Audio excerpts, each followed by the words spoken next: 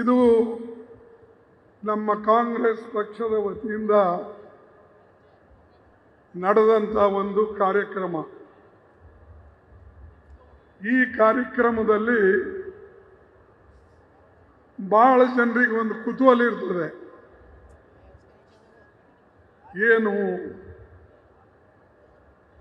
ಏನು ಹೇಳ್ತಾರೆ ಕೇಳಿ ನೋಡೋಣ. ಮತ್ತು ಇಲ್ಲಿ ಅನೇಕ ಸಾರಿ ಮೋದಿಯವರು ಕೂಡ ಬಂದು ಹೋಗಿದ್ದಾರೆ. ನಮ್ಮ ಭಾಗಕ್ಕೆ ಪ್ರೈಮ್ ಮಿನಿಸ್ಟರ್ ಬರಬೇಕು ಅಂದ್ರೆ ಬಹಳ ಕಡಿಮೆ. ಆದರೆ ನಮ್ಮ ಪ್ರೈಮ್ ಮಿನಿಸ್ಟರ್ ಇಲ್ಲಿ ಪದೇ ಪದೇ ಬಂದು ಹೋಗಿದ್ದಾರೆ. ಆದರೆ ಬಂದು ಹೋದ ಮೇಲೆ ಈ ಭಾಗಕ್ಕೆ ಏನು ಕೊಟ್ಟಿದ್ದಾರೆ ಅನ್ನೋದು ಬಹಳ ಮಹತ್ವ. ಬಂದರು ಹೋದರು. BJP ಸರ್ಕಾರ 10 ವರ್ಷ ಕೆಲಸ ಮಾಡ್ತಾ ಇದೆ. ಆದರೆ 10 ವರ್ಷದಲ್ಲಿ ನಮಗೆ ಸಿಕ್ಕಿದ್ದೇನು, ನಮ್ಮ ಭಾಗಕ್ಕೆ ಕೊಟ್ಟಿದ್ದೇನು? ನಮ್ಮ ಆರ್ಟಿಕಲ್ 371J ನಾವು ಮಾಡಿದ ಮೇಲೆ ಅದಕ್ಕೆ ಅನುಷ್ಠಾನ ಏನು ಕೊಟ್ಟರು ಕೇಂದ್ರದವರು? ಯಾವ ಪ್ರಗತಿ, ಯಾವ ಫ್ಯಾಕ್ಟ್ರಿಗಳು, ಯಾವ ಕೆಲಸಗಳು, ಇನ್ಫ್ರಾಸ್ಟ್ರಕ್ಚರ್ ಈ ಭಾಗಕ್ಕೆ ಕೊಟ್ಟಿದ್ದಾರೆ ಅಂತಕ್ಕಂಥದ್ದು ತೋರಿಸ್ಬೇಕು. ನಮ್ಮ ಮಾಮೂಲಿಯಾಗಿ ನಡೆದಂಥ ಕೆಲಸನೂ ಅವರು ಸ್ಟಾಪ್ ಮಾಡಿದ್ರು. ನಮ್ಮ ಬೋಗಿ ಫ್ಯಾಕ್ಟ್ರಿ ನಿಂತೋಯ್ತು. ಅಲ್ಲೇ 200-300 ಜನ ಕೆಲಸ ಮಾಡ್ತಾರೆ. ನಾನಲ್ಲಿ ಕನಿಷ್ಠ ಅಂದರೆ 2000 ಜನರಿಗೆ ಕೆಲಸ ಕೊಡಬೇಕು ಅಂತ ಅದು ಪ್ರಾರಂಭ ಮಾಡಿತ್ತು ಯಾದಗಿರಿದಲ್ಲಿ. ಆದರೆ ಅದಕ್ಕೆ ಮುಂದುವರಿಸಲಿಲ್ಲ, ಅಲ್ಲಿಗೆ ನಿಲ್ಲಿಸ್ಬಿಟ್ಟು. ಅದೇ ರೀತಿಯಾಗಿ ಕೆಲವು ಬದಲಾವಣೆಗಳನ್ನು ಈ ಭಾಗಕ್ಕೆ ಮಾಡಬೇಕು ಅಂಥೇಳಿ ನಾನು ಪ್ರಧಾನಮಂತ್ರಿಗೆ ಭೇಟಿಯಾದಾಗ ಅವರು ಯಾವಾಗಲೂ ಸ್ವಲ್ಪ ನಮಗೆ ಭೇಟಿ ಆಗ್ತಿರ್ತಾರೆ ಆವಾಗ. ಯಾಕಂದರೆ ಫಂಕ್ಷನ್ಸ್ಗಳಿರ್ತವೆ. ಆ ಫಂಕ್ಷನ್ಸ್ಗಳಲ್ಲಿ ನಾನು ಭೇಟಿಯಾದಾಗ ಕೇಳೋದು ಬಿಡಲ್ಲ. ನಾನು ಅವ್ರಿಗೆ ಕೇಳಿದೆ, ಗುಲ್ಬರ್ಗಾದಲ್ಲಿ ದೊಡ್ಡದು ESI ಹಾಸ್ಪಿಟಲ್ ಇದೆ, ಕೂಲಿಕಾರರಿಗಿದೆ, ಬಡವರಿಗಿದೆ. ಯಾರು ತನ್ನ ESI ಫಂಡ್ ಕೊಟ್ಟು ಅದರ ಆಧಾರದ ಮೇಲೆ ಇವತ್ತು ದೊಡ್ಡ ಸಂಸ್ಥೆ ನಿಂತಿದೆ. ಅದಕ್ಕೆ ನಾನು ಹೇಳಿದೆ, ದಿಲ್ಲಿ ಹಾಗೆ ಒಂದು ಏಮ್ಸ್ ಮಾಡಿ.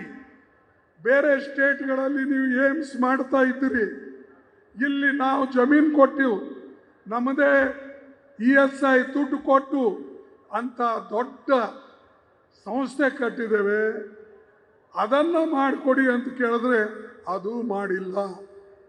ಬಿಲ್ಡಿಂಗ್ ಇದೆ, ಜಮೀನು ನಮ್ಮದಿದೆ, ಇಷ್ಟಿತ್ತು, ಸವಲತ್ತುಗಳಿದ್ರು ನನ್ನ ಮೇಲೆ ಏನು ಸಿಟ್ಟಿದೆ ಗೊತ್ತಿಲ್ಲ, ಅಥವಾ ಯಾರು ಕಿವಿ ತುಂಬಿದಾರೋ ಗೊತ್ತಿಲ್ಲ. ಒಂದು ಕೆಲಸ ಕರ್ನಾಟಕ ಮಾಡಿಲ್ಲ, ಒಂದು ಕೆಲಸ ಹೈದರಾಬಾದ್ ಕರ್ನಾಟಕ, ಕಲ್ಯಾಣ ಕರ್ನಾಟಕ ಮಾಡಿಲ್ಲ. ನಾನು ಚಾಲೆಂಜ್ ಕೊಡ್ತೀನಿ. ನಾನು 5 ವರ್ಷ ಮಂತ್ರಿ ಇದ್ದೆ. ನಾನು ಏನು ಈ ಭಾಗಕ್ಕೆ ಕರ್ನಾಟಕ ಮಾಡಿದ್ದೇನೆ, ಅದ್ರದ್ದು ಒಂದು 10 ಪೈಸೆ ಆದರೂ ಮಾಡಿದರೆ ನಾನು ಅವ್ರಿಗೆ ಶಬಾಷ್ಗಿರಿ ಕೊಡ್ತೀನಿ. ಬಂದು ಹೋಗಿ ಎಲ್ಲ ಕಡೆ ಹೇಳೋದು, ये मोदी की गारंटी। अरे हमारी गारंटी, कर्नाटक की गारंटी, हमने तो 5 गारंटी बोले, 5 गारंटी दिए. ನಾವು 5 ಗ್ಯಾರಂಟಿ ಹೇಳಿದ್ದೇವಲ್ಲ, 5 ಗ್ಯಾರಂಟಿ ಹೇಳಿದ್ದನ್ನು ನಾವು ನಿಭಾಯಿಸ್ತೇವೆ. ನಮ್ಮ ಸರ್ಕಾರ ಕೊಟ್ಟು ಈಗಾಗಲೇ ನಮ್ಮ ಶಿವಕುಮಾರ್ ಅವರು ಹೇಳಿದರು. ನಾನು ಎಲೆಕ್ಷನ್ದಾಗ ಹೇಳಿದ್ದೆ, ಸೊ ನಮ್ಮ ಗ್ಯಾರಂಟಿಗಳು ಹೆಣ್ಣು ಮಕ್ಕಳಿಗೆ ಒಂದು ಶಕ್ತಿ ಕೊಡ್ತಕ್ಕಂಥ ಗ್ಯಾರಂಟಿ, ಅದೇ ರೀತಿಯಾಗಿ ಬೇರೆ ರೈತರಿಗೆ ಕೊಡ್ತಕ್ಕಂಥ ಗ್ಯಾರಂಟಿ, ಪ್ರತಿ ಒಂದು ಗ್ಯಾರಂಟಿಯನ್ನು ಒಂದು ಆಗಿ ನಾವು ನಿಭಾಯಿಸಿದ್ದೇವೆ. ಇವತ್ತು ನಮ್ಮ ಸರ್ಕಾರ ಅದನ್ನು ಜನರಿಗೆ ತಲುಪಿಸ್ತಾ ಇದೆ, ಮುಟ್ತಾ ಇದೆ. ನಿಮ್ದು ಯಾವ ಗ್ಯಾರಂಟಿ? ಮೋದಿ ಗ್ಯಾರಂಟಿ ಈಗ ಹೇಳ್ತಾ ಇದ್ದೀವಿ, ಅದು ನಮ್ಮ ಗ್ಯಾರಂಟಿ ನೋಡಿ ಮೋದಿ ಅವರು ಹೇಳ್ತಾ ಇದ್ದಾರೆ, ನಮ್ಮ ಕಾಪಿ ಮಾಡ್ತಾ ಇದ್ದಾರೆ. ನಾವು ಹೇಳಿದ ಮೇಲೆ ತೆಲಂಗಾಣ ಗ್ಯಾರಂಟಿ ನಾವು ಮಾಡ್ತೇವೆ, ತೆಲಂಗಾಣ 6 ಗ್ಯಾರಂಟಿ ಅದು ನಾವು ಇಂಪ್ಲಿಮೆಂಟ್ ಮಾಡ್ತಾ ಇದ್ದೇವೆ. ಅದೇ ರೀತಿಯಾಗಿ ನಾನು ಹಿಮಾಚಲ್ನಲ್ಲಿ ಹೇಳಿದ್ದೆ 5 ಗ್ಯಾರಂಟಿ, ಆ 5 ಗ್ಯಾರಂಟಿನೂ ನಾವು ನಡೆದಿದೆ. ನಿಮ್ಮ ಗ್ಯಾರಂಟಿ ಎಲ್ಲಿದೆ ನನಗೆ ತಿಳಿಸಿ, ನೀವು ಕೇಳಬೇಕು ಅವ್ರ ಜನರಿಗೆ. ಅಪ್ಪ, ನೀನು 10 ವರ್ಷ ಒಳಗೆ ಪ್ರತಿ ವರ್ಷ 2 ಕೋಟಿ ನೌಕರಿ ಕೊಡ್ತೀನಿ ಅಂತ ಹೇಳಿದ್ದೀಯ. 2 ಕೋಟಿ ನೌಕರಿ ಕೊಟ್ರ ನೀವು ಹೇಳ್ಬೇಕು, ನಿಮ್ಮ ಬಾಯಿಂದ ಬರ್ಬೇಕು. 2 ಕೋಟಿ ನೌಕರಿ ಕೊಟ್ರ? ಇಲ್ಲ. ಇಲ್ಲ ಅಂದ್ರೆ ಮೋದಿ ಅವರು ಸುಳ್ಳೋ ನಾನು ಸುಳ್ಳೋ?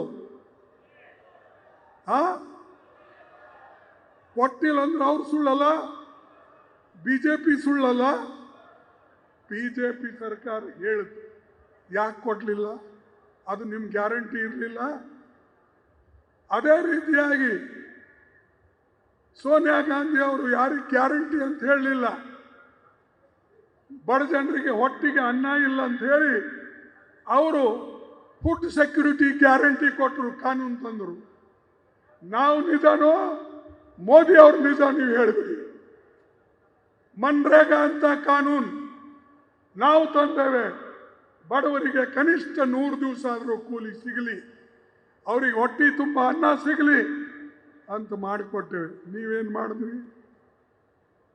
ಮಕ್ಕಳಿಗೆ ಮಿಡ್ಲ್ ಸ್ಕೂಲ್ವರೆಗೆ ಪುಕ್ಸಟೆ ಎಲ್ಲ ಕಡೆ ಎಜುಕೇಷನ್ ಕೊಡಬೇಕು ಅಂತ ಹೇಳಿ ನಾವು ಮಾಡಿದೆವು. ನೀವೇನು ಮಾಡಿದ್ರಿ? MSP ಮೋದಿ ಅವರು ಹೇಳಿದ್ರು, MSP ಹೆಚ್ಚಿಗೆ ಮಾಡ್ತೀನಿ ರೈತರಿಗೆ ಅಂತ. MSP ಹೆಚ್ಚಿಗಾಯ್ತಾ? ಏನು ನಾವು ನಮ್ಮ ಕಾಲದಾಗೆ ಏನು ಹೆಚ್ಚಿಗೆ ಮಾಡಿದ್ದೇವೆ ಅದಕ್ಕೆ ಹೋಲಿಸಿದ್ರೆ ಅದು ಗಜಾಂತರ ವ್ಯತ್ಯಾಸ. ಇವತ್ತಿನ ಪ್ರಮಾಣ ಏನಿದೆ ನಾವು ಮಾಡಿದ್ದೇನೆ, ಅದು ಮಾಡಲಿಲ್ಲ. ಮೈ ಕಿಸಾನೋं की ನಾವು ಯಾವಾಗಲೂ ಈ ಭಾಗಕ್ಕೆ ಒಳ್ಳೆ ದೊಡ್ಡ ಕೆಲಸ ಮಾಡಿದ್ವಿ. ಸೆಂಟ್ರಲ್ ಯೂನಿವರ್ಸಿಟಿ ಮಾಡಿಕೊಟ್ಟೇವೆ, ನ್ಯಾಷನಲ್ ಹೈವೇಗಳು ಮಾಡಿಕೊಟ್ಟೇವೆ, 37 ಟ್ರೈನ್ಗಳು ಬಿಟ್ಟುಕೊಟ್ಟೇವೆ. ಒಂದು ಟ್ರೈನ್ ಮೋದಿ ಅವರು ಯಾವುದೋ ಬಿಟ್ಟರೆ ಅದು ಬೆಂಗಳೂರಿನಿಂದ ಹರಿಜೆಂಡಾ ತೋರಿಸ್ತಾರೆ. ನಾನು 37 ಬಿಟ್ಟರು ಒಂದೂ ತೋರಿಸಲಿ. ಇಡೀ ಕರ್ನಾಟಕದಲ್ಲೇ ನಾವು ಅದಕ್ಕೆ ಕೆಲಸ ಮಾಡೋರು ಜನರ ನೋವು ಯಾರಿಗೆ ಗೊತ್ತಿರ್ತದೆ, ಪ್ರಚಾರ ಮಾಡಿ ಮಾಡಲ್ಲ, ಜನರಿಗೆ ಹೇಳಿ ಮಾಡಲ್ಲ. ಅವ್ರಿಗೆ ಗೊತ್ತಿಲ್ಲದ್ರೂ ನಮ್ಮ ಕೆಲಸ ಆ ಕೆಲಸಗಳನ್ನು ಹುಡುಕಾಡಿ ಅವರಿಗೆ ಕೊಡಿಸ್ತಕ್ಕಂಥದ್ದು. ನನಗೆ ಯಾರೂ ಕೇಳಿಲ್ಲ ಸೆಂಟ್ರಲ್ ಯೂನಿವರ್ಸಿಟಿ ಗುಲ್ಬರ್ಗಕ್ಕೆ ಮಾಡಿ ಅಂತ. ನನಗೆ ಯಾರೂ ಕೇಳಿಲ್ಲ national highway Gulbarga to Bengaluru Raichur via ಮಾಡಿ ಅಂತ. ನನಗೆ ಯಾರೂ ಕೇಳಿದಿಲ್ಲ ಪೋಕಿ ಫ್ಯಾಕ್ಟ್ರಿ ಮಾಡಿ ಯಾದಗಿರಿದಲ್ಲಿ ಅಂತ. ನನಗೆ ಯಾರೂ ಕೇಳಿದಿಲ್ಲ ಟೆಕ್ಸ್ಟೈಲ್ ಪಾರ್ಕ್ ಮಂಜೂರು ಮಾಡಿ ಅಂತ. ಇದು ನಾವು ಮಾಡಿದ್ಯಾಕಂದ್ರೆ ಇಲ್ಲಿನ ಜನ ಬಡವರಿದ್ದಾರೆ, ಇಲ್ಲಿನ ಜನ ಹಿಂದುಳಿದವರಿದ್ದಾರೆ, ಆರ್ಥಿಕವಾಗಿ, ಸಾಮಾಜಿಕವಾಗಿ, ಶೈಕ್ಷಣಿಕವಾಗಿ. ಅದಕ್ಕಾಗೇ ನಾವು ಆರ್ಟಿಕಲ್ 371 ತಂದಿದ್ದು ಇದಕ್ಕಾಗೇನೆ. ಇವತ್ತು ನಮ್ಮ ಮೋದಿ ಅವರು ಕೊಟ್ಟಿದ್ದೇನೆಂದ್ರೆ ಬಿಜೆಪಿ ಕೊಟ್ಟಿದ್ದೇನು ಅವರು ಏನು ಮಾಡಿದವರು ಬಂದು ಓಟ್ ಕೇಳ್ತಾರೆ, ಕೆಲವು ಜನ ಅವ್ರಿಗೆ ಓಟ್ ಕೊಡ್ತಾರೆ ಅಂದರೆ ನೀವೇ ಯೋಚನೆ ಮಾಡಿ ಬೇರೆಯವ್ರಿಗೆ ಏನು ಅನ್ನಿಸ್ತದೆ, ಕೆಲಸ ಮಾಡಿದವ್ರಿಗೆ ಏನು ಯಾವ ರೀತಿಯಾದಂಥ ಒಂದು ತಿಳುವಳಿಕೆ ಅಥವಾ ಅವ್ರಿಗೆ ಫೀಲಿಂಗ್ ಬರ್ತದೆ. ಅದಕ್ಕೆ ಬಂಧುಗಳೇ, ಇದು ಒಂದು ಕಡೆ ಆಯಿತು. ಈಗ ನಾವು ಹೊಸ ಗ್ಯಾರಂಟಿಗಳು ಪ್ರಾರಂಭ ಮಾಡಿದ್ದೇವೆ. ಕಾಂಗ್ರೆಸ್ಲಿಂದ AI ನೀವು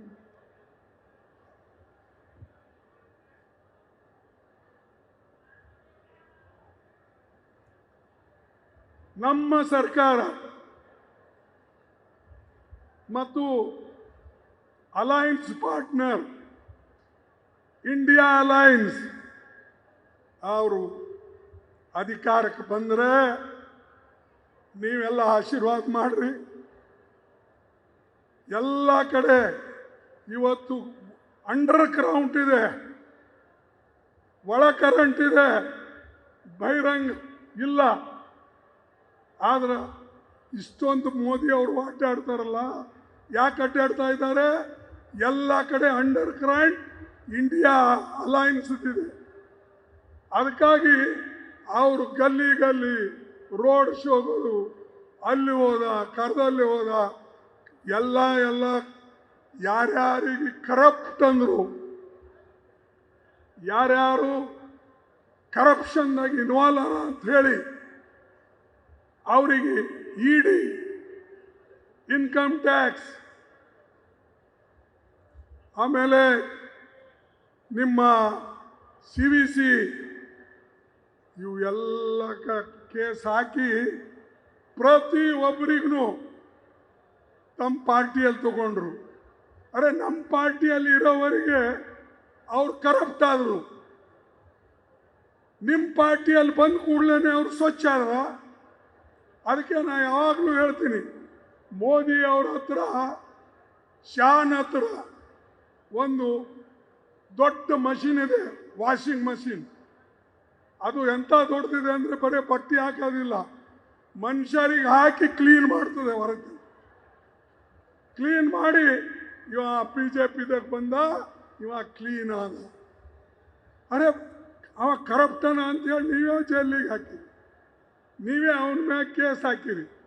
ಈಗ ನಿಂಬಲ್ಲಿ ಬಂದು ಹೆಂಗೆ ಒಳ್ಳೆ ಮಾದ. ಮತ್ತೆ ಅವ್ರು ಹೇಳೋದೇನು,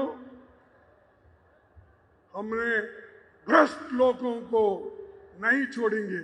अरे बाबा, छोड़ेंगे नहीं, ये मुंह से बोल दो, तुम्हारे में बगल में लेके बैठे ना, उन करप्ट लोगों को बगल में लेके बैठे, उन करप्ट लोगों को लेकर आप हुकूमत कर रहे हो, हर जगह तोड़फोड़ कर रहे हो. कर्नाटक में तोड़फोड़ करे,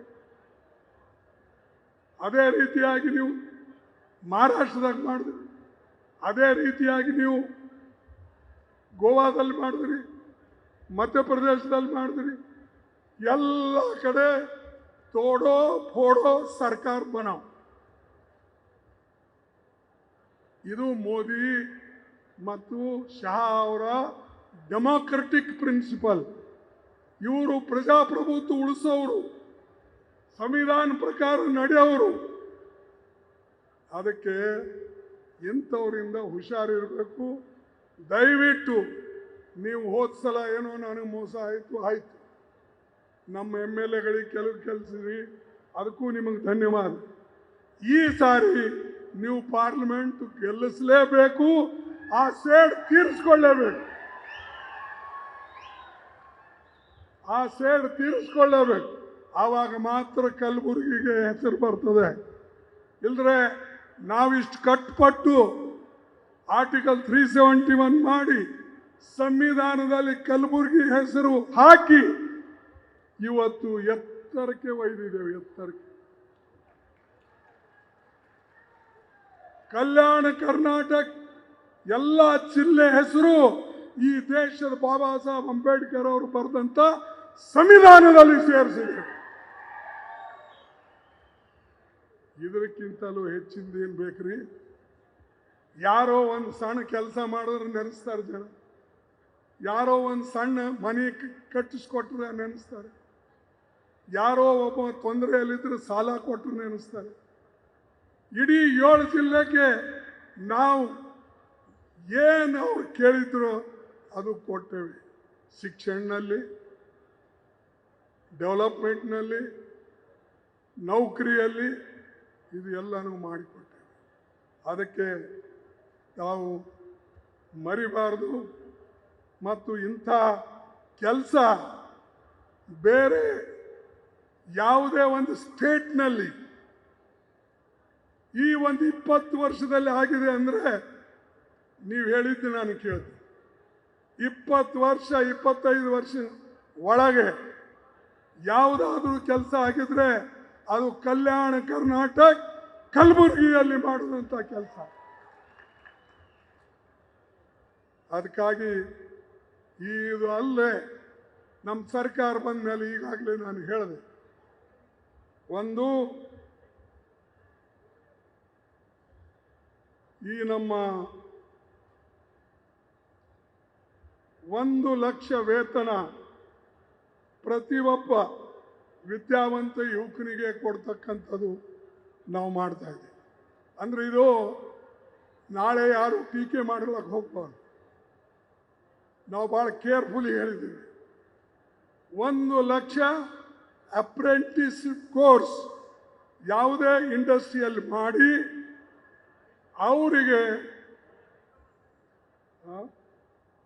ಅವರಿಗೆ ನಾವು ನೌಕರಿಗೆ ಯೋಗ್ಯ ಮಾಡಿ ಪ್ರೈವೇಟ್ ಇಂಡಸ್ಟ್ರಿಯಲ್ಲಿ ಕೆಲಸ ಕೊಡಿಸ್ತಕ್ಕಂಥ ಈ ಒಂದು ಯೋಜನೆಯನ್ನು ಮಾಡಿದ್ದೇವೆ. ಅದು 1 ಲಕ್ಷ ರೂಪಾಯಿ ಯುವಕರಿಗೆ ಕೊಡ್ತಕ್ಕಂಥದ್ದು. ಸಾಲ ಮನ್ನಾ ಯಾವ ಸ್ವಾಮಿನಾಥನ್ ಒಂದು ಕಾನೂನಿದೆ ಅಥವಾ ಅವ್ರ ರಿಪೋರ್ಟ್ ಇದೆ, ಅದರ ಪ್ರಕಾರ ಸಾಲ ಮನ್ನಾ ಮಾಡ್ತಕ್ಕಂಥದ್ದನ್ನು ರೈತರಿಗಾಗಿ ನಾವು ಮಾಡ್ತೇವೆ.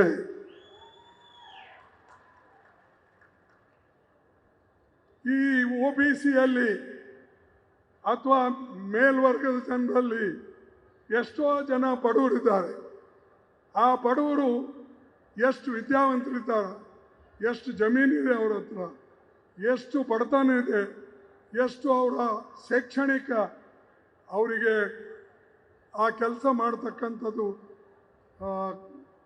ಅವರ ಹೈಸಿಯತ್ತಾಗಿದೆ, ಅದನ್ನು ನಾವು ತಿಳ್ಕೊಳ್ಬೇಕು ಅಂಥೇಳಿ ಈ ಒಂದು ಜಾತಿ ಗಣತಿಯನ್ನು ಮಾಡೋಕ್ಕೆ ಇಡೀ ದೇಶದಲ್ಲೇ ಈ ಘೋಷಣೆಯನ್ನು ಮಾಡಿದೆ. ಮಹಿಳೆಯರಿಗೆ ಪ್ರತಿ ಬಡ ಕುಟುಂಬಕ್ಕೆ 1 ಲಕ್ಷ ರೂಪಾಯಿ ಯಾವ ತಾಯಿಂದರು ಆ ಮನೆಗೆ ಹೆಡ್ ಇರ್ತಾರೋ ಆ ತಾಯಿ ಕೈಯಲ್ಲಿ ಪ್ರತಿ ವರ್ಷ 1 ಲಕ್ಷ ರೂಪಾಯಿ ಕೊಡ್ತಾರೆ. ಇದು ನಮ್ಮ ಗ್ಯಾರಂಟಿ. ಇದು ನರೇಗಾದಂಗೆ ಗ್ಯಾರಂಟಿ. ಇದು ಫುಡ್ ಸೆಕ್ಯೂರಿಟಿ, ಆಹಾರ ಗ್ಯಾರಂಟಿ ಇದ್ದಂಗೆ ಈ ಗ್ಯಾರಂಟಿ ನಾವು 1 ಲಕ್ಷ 1 ವರ್ಷಕ್ಕೆ ಒಂದು ಕುಟುಂಬದಲ್ಲಿ ಮಹಿಳೆಯರಿಗೆ ನಾವು ಕೊಡ್ತೇವೆ. ಅದು ಅಲ್ಲದೆ ಈ 5 ಗ್ಯಾರಂಟಿ ಜೊತೆಯಲ್ಲಿ ಅದರ ಒಳಗಡೆ ಇರ್ತಕ್ಕಂಥವು ಸುಮಾರು 25 ಗ್ಯಾರಂಟಿಗಳಿವೆ. ಆ ಪ್ರತಿಯೊಂದು ನಾನು ಇದು ಹೇಳಕ್ಕೆ ಹೋಗೋದಿಲ್ಲ. ಒಟ್ಟಾರೆ ನಮ್ಮ ಟೋಟಲ್ ಗ್ಯಾರಂಟಿ 25 ಗ್ಯಾರಂಟಿ ಇವೆ. ಅವು ನಾವು ನಿಭಾಯಿಸಿ ತೋರಿಸ್ತೇವೆ, ಜನರಿಗೆ ಮಾಡಿಕೊಡ್ತೇವೆ. ಅದಕ್ಕಾಗಿ ಕಾಂಗ್ರೆಸ್ ಪಾರ್ಟಿ ಈ ಕೆಲಸವನ್ನು ನಾವು ಇವತ್ತು ನೋಡಿಕೊಳ್ಬೇಕು. ಮತ್ತು ಇದರ ಜೊತೆಯಲ್ಲಿ ನಾನು अरे उनका नाम क्यों लेते भाई उमेश झा पाप ಅವನಿಗೆ बीजेपी ಹೋಗ್ಬಿಡಿ. ರಾಧಾಕೃಷ್ಣ ಗೊತ್ತದಪ್ಪ ಎಲ್ಲರಿಗೆ, ನನಗಿನ್ನ ಅವನಿಗೆ ಹೆಚ್ಚಿಗೆ. ಅದಕ್ಕೆ ಕಾಂಗ್ರೆಸ್ಗೆ ಓಟ್ ಹಾಕಂದ್ರೆ ರಾಧಾಕೃಷ್ಣಗೆ ಓಟ್ ಹಾಕಂದಂಗೆ, ಅವ್ರಿಗೆ ಬೇರೆ ಅವ್ರಿಗೆ. ಈಗ ನಾನು ಈಗಾಗಲೇ ನಿಮಗೆ ಹೇಳಿದೆ ಹೇಗೆ ಇವತ್ತು ಮೋದಿಯವರು ನಮ್ಮನ್ನು ಮೋಸ ಮಾಡ್ತಾ ಇದ್ದಾರೆ, BJP ಮೋಸ ಮಾಡ್ತಾ ಇದೆ. ಮತ್ತು ನಾವು ಏನು ಮಾಡಿದ್ದೇವೆ ಅನ್ನೋದು ನೀವು ಅರ್ಥ ಮಾಡ್ಕೊಂಡಿರಿ. ಆದ್ರೆ ಆ ಎಲೆಕ್ಷನ್ದಾಗ ಏನಾಗ್ತದೋ ಗೊತ್ತಾಗಲ್ಲ. ಪೋಲಿಂಗ್ ಬೂತ್ಗೆ ಹೋದಾಗ ಏನು ಮನಸ್ಸು ಚೇಂಜ್ ಆಗ್ತದೋ, ಏನು ಯಾರು ಹೇಳಿದ್ದು ನಿಮ್ಮ ಮನಸ್ಸಿನಾಗಿದ್ದು ನನ್ನ ಮೇಲೆ ಸಿಟ್ಟು ಬರ್ತದೋ ಗೊತ್ತಿಲ್ಲ. ಬಾಕಿ ಟೈಮ್ನಾಗ ಕೇಳ್ರಿ, ಖರ್ಗೆ ಸಾಹೇಬ್ರು ಏನು ಅರೇ ಭಾಳ ಒಳ್ಳೆ ಕೆಲಸ ಮಾಡ್ಯಾರ್ರಿ, ಅವ್ರು ಒಂದು ಆರ್ಟಿಕಲ್ 370 ತಂದು ಇಡೀ ನಮ್ಮ 7 ಜಿಲ್ಲೆಗೆ ಉದ್ಧಾರ ಮಾಡ್ಯಾರ ಅಂತ ಹೇಳ್ತಾರೆ. ಅವ್ರಲಿಂದ ಡೆವಲಪ್ಮೆಂಟ್ ಆಯ್ತು ಅಂತ ಹೇಳ್ತಾರೆ. ಅವ್ರಲಿಂದ ಅನೇಕ ರೈಲ್ವೇದಲ್ಲಿ ಲೇಬರ್ದಲ್ಲಿ ಕೆಲಸ ಆಯ್ತು ಹೊರಗಡೆ ಹೇಳ್ತಾರೆ. ಆ ಪೋಲಿಂಗ್ ಬೂತ್ ಒಳಗೆ ಹೋದ ಮೇಲೆ ಅವ್ರಿಗೆ ಏನು ಅನ್ನಿಸ್ತದೋ ಏನಿಲ್ಲೋ ಅಲ್ಲಿ ಖರ್ಗೆ ಸಾಹೇಬ್ರಿಗೆ ಮರ್ತು ಬಿಟ್ಟು ಇನ್ನೊಬ್ಬ ಅವ್ರಿಗೆ ನೆನಪು ಬರ್ತದೆ. ಕಾಂಗ್ರೆಸ್ ನೆನಪು ಬರಲ್ಲ, ಹಸ್ತ ನೆನಪು ಬರಲ್ಲ. ಈ ಸಾರಿ ನೀವು ಹಸ್ತಕ್ಕೆ ಓಟ್ ಕೊಟ್ಟು ನೋಡಿ, 5 ವರ್ಷ ನೀವು ನಮಗೆ ಬಿಟ್ಟಿರಲ್ಲ, ನಿಮಗೂ ಎಲ್ಲ ಅನುಭವ ಇದೆ. ಏನು BJP ಮಾಡಿದೆ ಎಲ್ಲ ನಿಮ್ಗೆ ಅನುಭವ. ಈಗ ನೀವು ರಾಧಾಕೃಷ್ಣ ಅವರಿಗೆ ಓಟ್ ಕೊಟ್ಟು ಹಸ್ತಕ್ಕೆ ಓಟ್ ಕೊಟ್ಟು ನೋಡಿ, ಮುಂದಿನ 5 ವರ್ಷದಲ್ಲಿ ಏನು ಬದಲಾವಣೆ ಆಗ್ತದೆ ಅನ್ನೋದು ನಿಮಗೆ ಗೊತ್ತು. ಅದು ನಾವು ಮಾಡಿ ತೋರಿಸ್ತೇವೆ. ನಾವಿನ್ನೂ ಜೀವಂತಿದ್ದೇವೆ, ಸತ್ತಿಲ್ಲ. ಇನ್ನು ಕೆಲಸ ಮಾಡೋಕ್ಕೆ ನಾನು ಬದುಕಿದ್ದೇನೆ.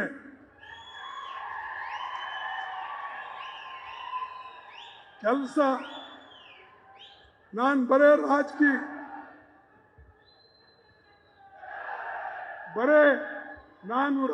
ಮಾಡೋದು MLA ಆಗೋದು ಅಷ್ಟೇ ಅಲ್ಲ.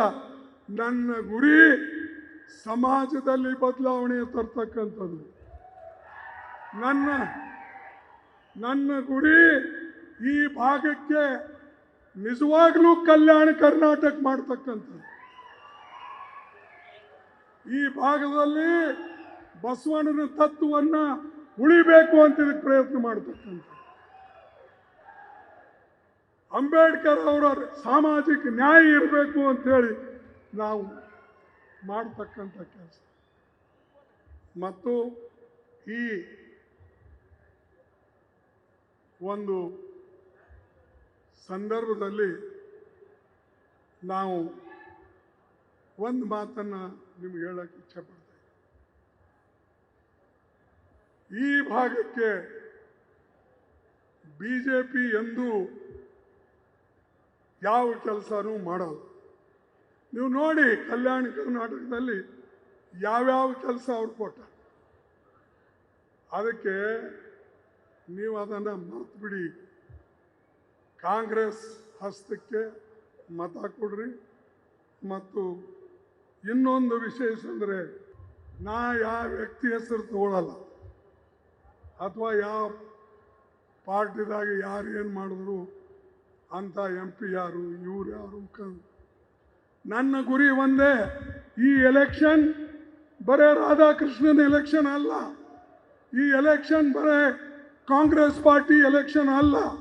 ಈ ಎಲೆಕ್ಷನ್ನು ದೇಶದ ಸಂವಿಧಾನವನ್ನು ಉಳಿಸ್ತಕ್ಕಂಥದ್ದು.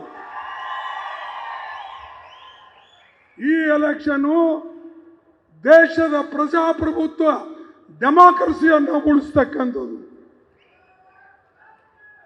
ಇಲ್ಲದ್ರೆ ಮೋದಿ ಈಗಾಗಲೇ ಎಲ್ಲ ಮಷಿನರಿಗಳನ್ನು ಉಪಯೋಗ ಮಾಡಿಕೊಂಡು ಇಲ್ಲಿನ ಡೆಮಾಕ್ರಸಿ ಹಾಳು ಮಾಡಬೇಕು ಅಂತ ಹೊಂಟಿದ್ದಾರೆ.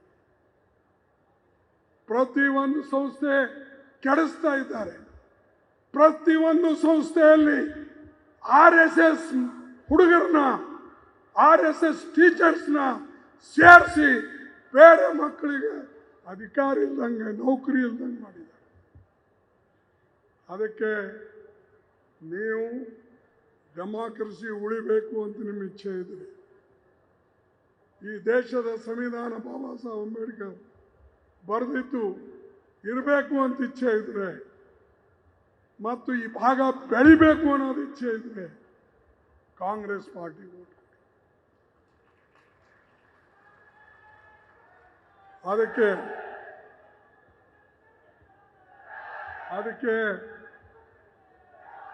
ಅದಕ್ಕೆ ನಾನು ಇನ್ನೂ ಹೆಚ್ಚು ಹೇಳಲ್ಲ.